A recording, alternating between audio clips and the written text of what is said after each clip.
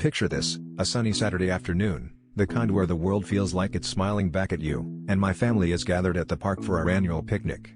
My brother, Greg, who's always had a flair for the dramatic, shows up clutching a tarnished spoon, declaring it his lucky charm. We roll our eyes, but Greg insists it brought him good fortune, like free refills at a seafood restaurant. Fast forward to sunset, and chaos unfolds. A flock of seagulls, clearly in cahoots with some avian mafia, descends upon us. We're swatting and flailing, and Greg, with his spoon aloft, leads the charge like some bizarre, culinary night. Amidst the squawks and our laughter, Greg blurts out, okay, it's just from Captain Clam's chowder house." As we all use this infamous spoon to fend off our feathered foes, my uncle yells, "Guess those say."